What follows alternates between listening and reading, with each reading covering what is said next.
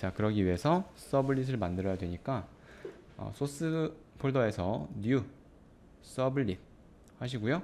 패키지는 서블릿이라고 해줄게요. 자, 그리고 클래스 네임은 파일 업로드 서블릿이라고 지정해 주세요. 넥스트. 파일 업로드 서블릿에서 에디트 하신 다음에 여기서 업로드.to라고 경로를 매핑해 줄게요. 그 다음에 OK를 누르시고요. 넥스트 하신 다음에 두 포스트 두 개 빼시고 서비스, 그 다음에 생성력 빼고 피니시. 자, 그러면 서비스라는 요 메서드 내에서 해줘야 될 것들이 있습니다. 자, 제일 먼저 해줘야 되는 것은 먼저 저장 위치를 정해야 됩니다. 여기 스트링에 패스는 C 드라이브에 업로드라는 폴더에 저장하겠다라는 겁니다. 자, 그러면 실제 이 파일이 저장되는 위치가 제 컴퓨터 기준으로요, 윈도우 기준으로 C 드라이브에 요 업로드라는 폴더가 되겠습니다. 제 업로드라는 폴더 맨 밑에 있죠? 자, 이것이 없는, 이 업로드라는 폴더가 없으시면요, 제가 한번 지워볼게요. 새 폴더 하셔가지고 업로드라는 폴더 만들어 두시면 돼요. 처음 하시는 분들은 당연히 없겠죠. 저 같은 경우는 예제를 만든다고 이 업로드라는 폴더를 생성했기 때문에 지금 존재했던 거고, 새로 이렇게 만들어 주시면 되겠습니다. 그럼 실제로 이 업로드라는 폴더 내에 클라이언트에서 보내온 파일들이 다 저장이 될 겁니다. 자, 그러면 다시 이클립스로 돌아가서 두 번째로 해야 될 게 있어요. 두 번째로 해야 되는 것은 int에 max size는 하신 다음에요, 이 max size라는 변수에 저장해야 될 값은 클라이언트로부터 넘어온 파일의 데이터의 크기, 최대 크기를 지정하는 겁니다. 그러니까 여기에 지정한 데이터의 크기보다 크면은 서버에서 에러를 발생시켜요. 그렇죠? 자, 이렇게 하는 이유는 클라이언트에서 너무 대용량의 파일을 서버로 올리게 되면 서버에는 하드디스크에 용량이 한계가 있잖아요. 그죠? 너무 많이 올라와 버리면은 어떻게 될까요? 서버에 하드가 꽉 차서 문제를 일으키게 될 거예요. 자, 그렇기 때문에 여기에 올릴 수 있는 파일의 최대 크기를 지정해 줄 건데, 여기서 1024라고 하면은 1024바이트가 되는 거예요. 여기 1이라고 적으면 1바이트만 파일을 올릴 수 있겠죠? 그러니까 사진 같은 것은 절대 못 올릴 겁니다. 자, 여기서 1024라고 하시면 1KB 돼요. 그 다음에 곱하기 또 1024라고 하면은 메가바이트가 됩니다. 자, 여기서 다시 곱하기 5라고 하시면 5메가바이트가 되는 거고요. 10이라고 하시면 10메가바이트가 되는 거예요. 이런 식으로 사이즈를 적어주고요. 그 다음에 멀티 파트 리퀘스트라는 클래스 객체를 하나 생성을 해야 되는데, 여기서 컨트롤 스페이스 하시면 아무것도 추천이 뜨지 않죠.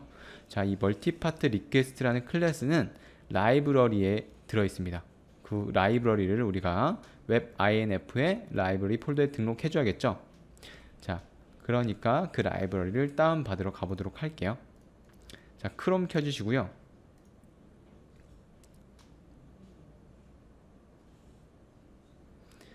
자, URL에서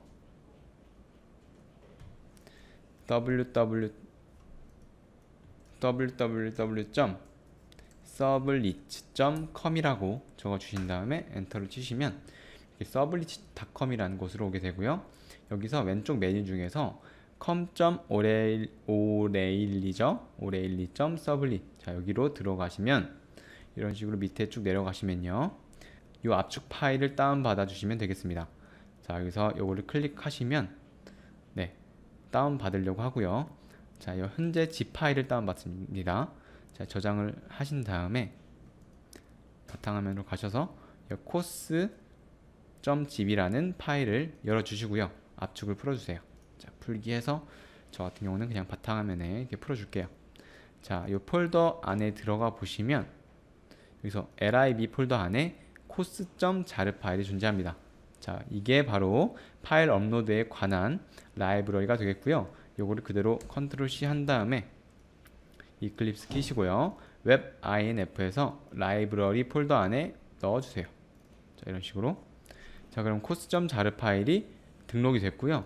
여기서 멀티파트 리퀘스트에서 컨트롤 스페이스를 하시면 바로 라이브러리가 등록이 됐기 때문에 이걸 찾을 수 있는데요. 저 같은 경우는 이렇게 플러스 해가지고 실제로 잘 등록이 되는지 확인해 볼게요. 자, 여기서 컨트롤 스페이스 하시면 이런 식으로 com.orelli.sublit.multipath-request라고 클래스 자체를 임포트를 잘 했습니다. 자, 요 라이브러리가 되겠죠. 앞 글자만 따서 COS가 된 겁니다. 자, 여기서 이름을 MR이라고 해주시고요. new multipath request 해가지고 여기 생성자를 써서 객체를 만들 건데요. 이때 파라미터를 총 5개를 넣어줘야 됩니다. 파라미터 총 5개를 넣어줘야 돼요. 첫 번째 파라미터로 request입니다. request. 두 번째 파라미터로 pass예요. 저장될 위치. 자, 세 번째 파라미터로요. max size입니다.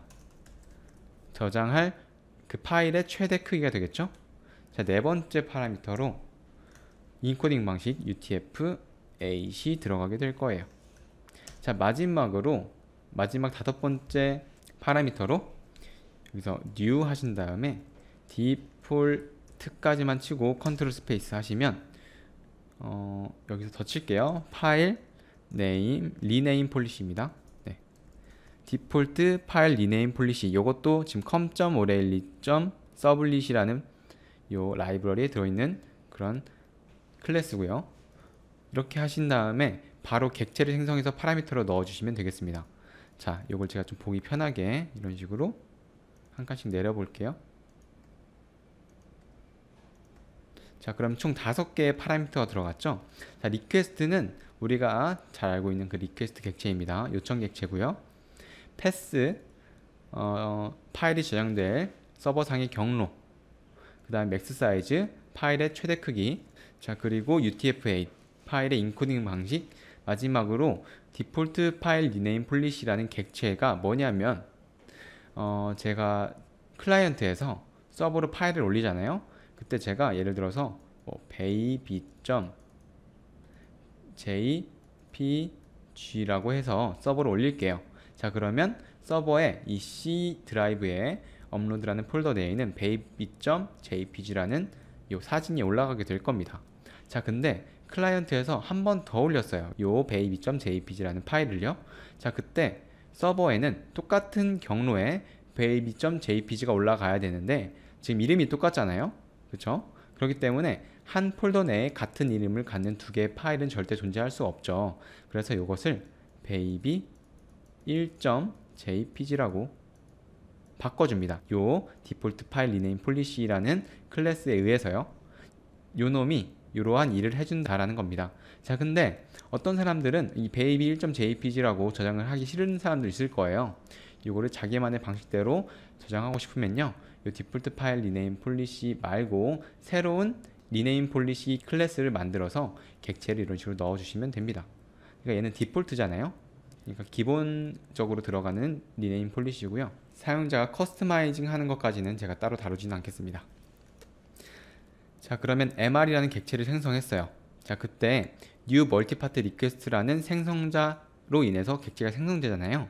자, 이 안에서 이 생성자 내부에서 이미 파일이 서버에 업로드라는 이 폴더 내로 저장이 돼버립니다.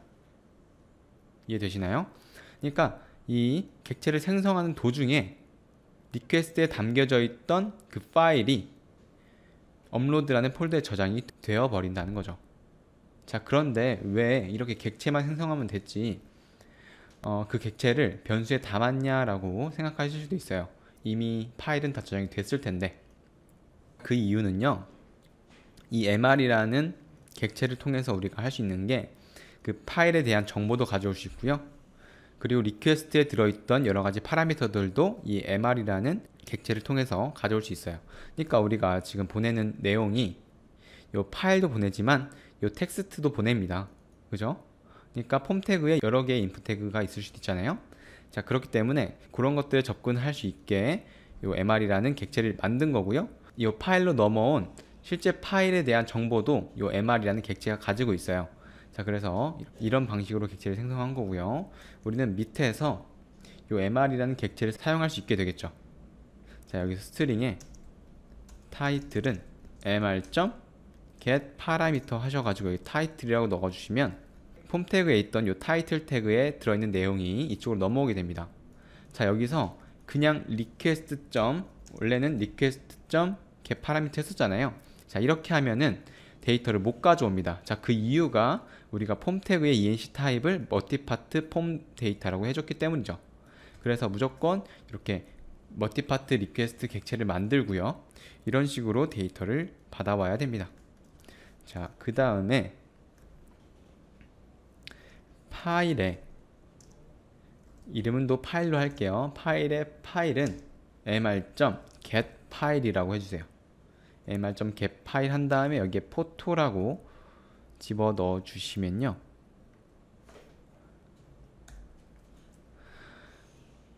클라이언트에서 넘긴 그 파일이 이런 식으로 파일 객체로 만들어집니다. 이 파일 객체, 파일 클래스 임포트 하셔야겠죠? 요 java.io 요거 클릭해 주시면 됩니다. 자, 그러면 파일이 이렇게 객체로 만들어졌죠. 자, 그렇기 때문에 우리는 저 파일이라는 객체에 접근해서 파일 이름도 가져올 수 있고요, 파일의 경로도 가져올 수 있습니다. 자, 스트링에 파일 네임은 여기서 처음에는 noexist라고 정해 줄게요. 그러니까 파일이 없을 수도 있잖아요, 파일이. 자, 그렇기 때문에 여기서 if 파일이 null이 아니면, 그러니까 파일이 실제로 존재한다면, 그러니까 클라이언트에서 뭔가 파일을 제대로 업로드해서 그 파일이 요 업로드 폴더 안에 잘 들어있다면이 되겠습니다. 자, 이때 파일 name이라는 변수의 값을 바꿔줄 건데요, 파일.get name이 되겠습니다. 자, 처음에는 noexist 되었겠어요. 자, 근데 요거가 이렇게 파일이 실제로 있다면 실제 파일의 이름을 가져오기 때문에 여기에 실제 파일의 이름이 저장이 되겠죠. 파일 name이라는 스트링 객체. 자, 그 다음에 request.set attribute라는 메서드를 통해서 타이틀은 타이틀이라고 적어주시고요.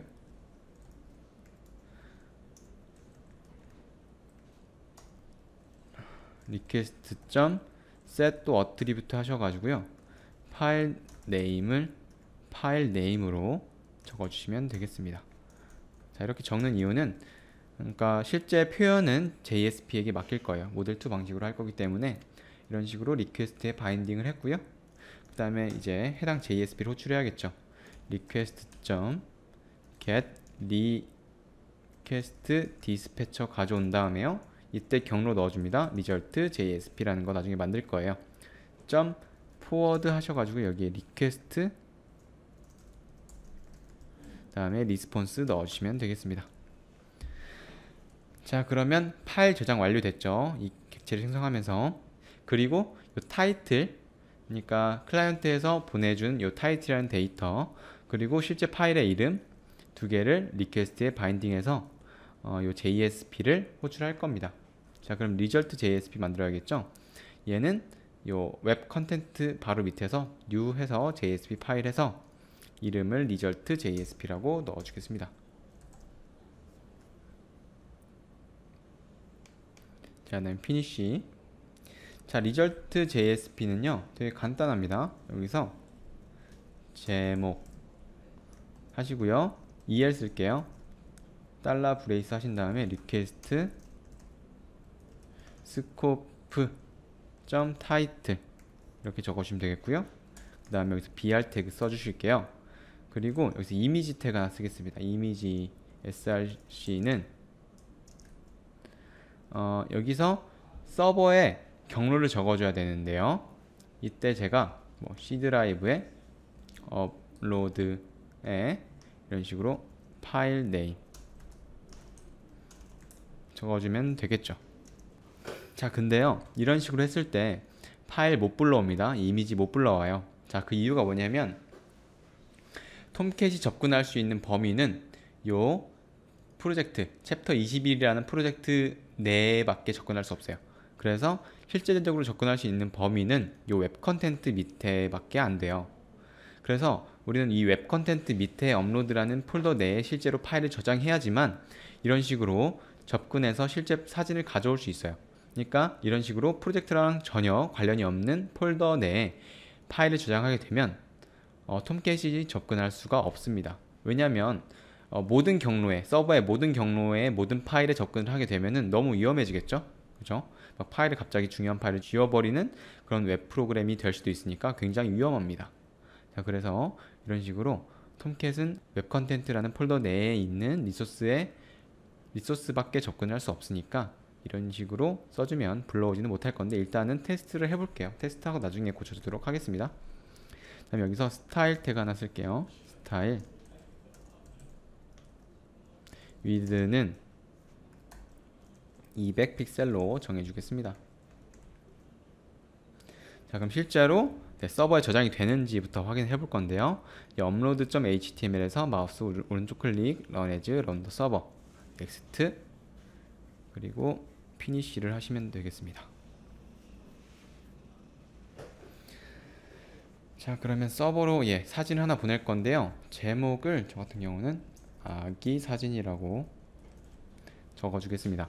자, 파일을 선택할 건데, 파일은 저 같은 경우는 이미 요 아기.jpg라고 해가지고 구글에서 아기 사진을 하나 다운받아 놨어요.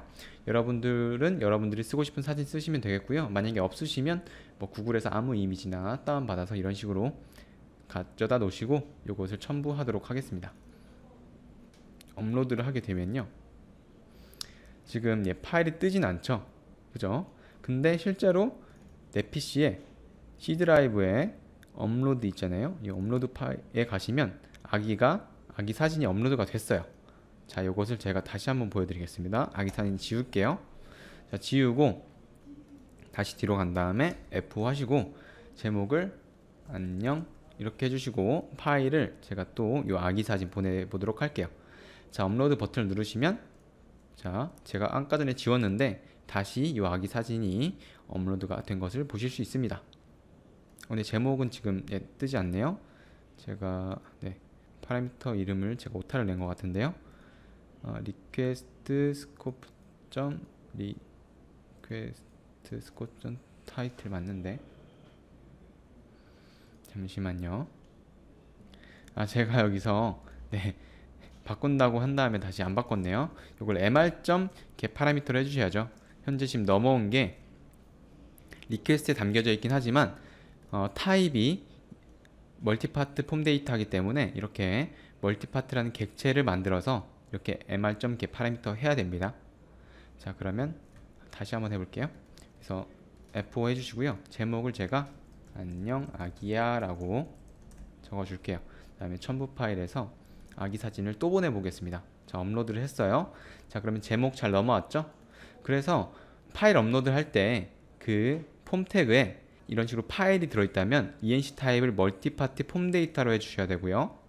실제로 서블릿에서 받을 때는 request.get 파라미터가 아니라 멀티파트 리퀘스트 객체.get 파라미터 해가지고 이런 식으로 데이터를 받아야 된다는 거 굉장히 유의해 주시면 되겠습니다.